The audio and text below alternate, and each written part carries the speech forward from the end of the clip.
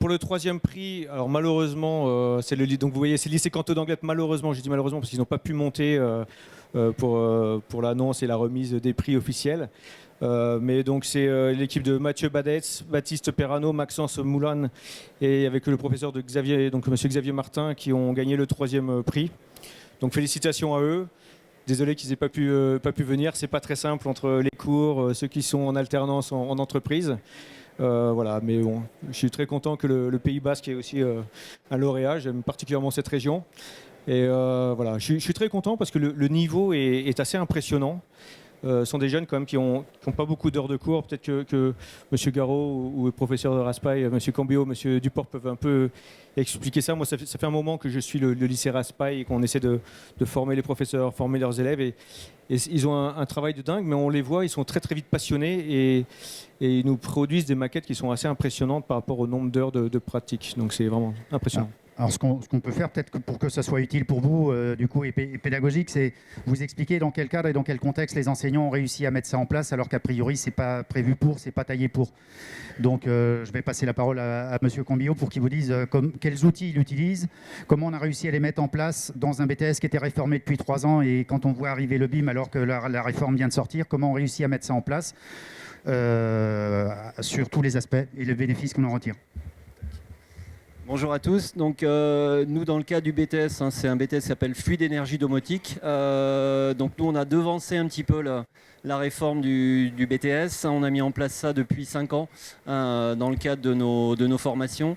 Donc, c'est un travail qui n'a pas été simple au départ parce qu'il a fallu nous d'abord nous former pour former nos étudiants et former aussi nos collègues. On a fait une formation des collègues l'année dernière. Et donc, on a intégré un petit peu différents outils. Donc, nous, on est parti on a sondé un petit peu les différents bureaux d'études du domaine. Donc, on est parti sur Revit, on est parti sur ce format-là, forcément. Et ensuite, on a intégré des plugins associés qui peuvent être des outils de chez BBS Lama, de chez Perenou, pour faire du bilan thermique ou de la réglementation thermique, des outils de chez Stabicad anciennement ou maintenant Trimble. Je vais citer quand même le concurrent, Magicad, qu'on utilise aussi malheureusement.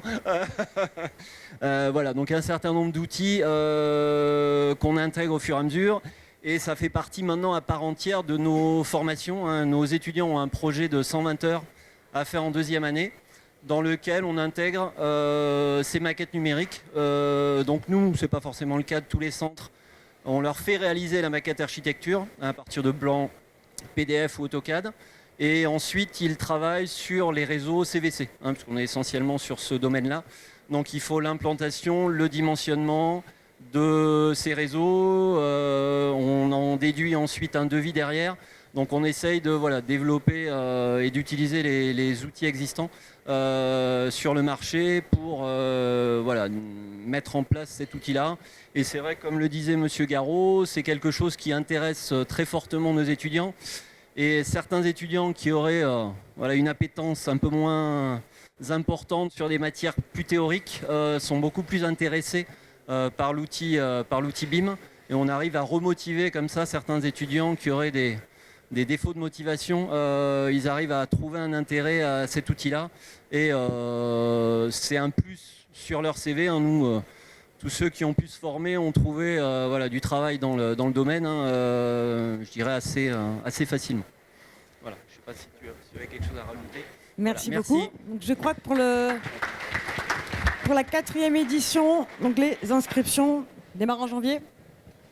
Le site a été mis en ligne dimanche soir. Donc on peut d'ores et déjà aller sur le site. Donc c'est sur le site de Trimble, vous trouvez la page éducation et la possibilité de se connecter. Les inscriptions vont démarrer officiellement en janvier, effectivement.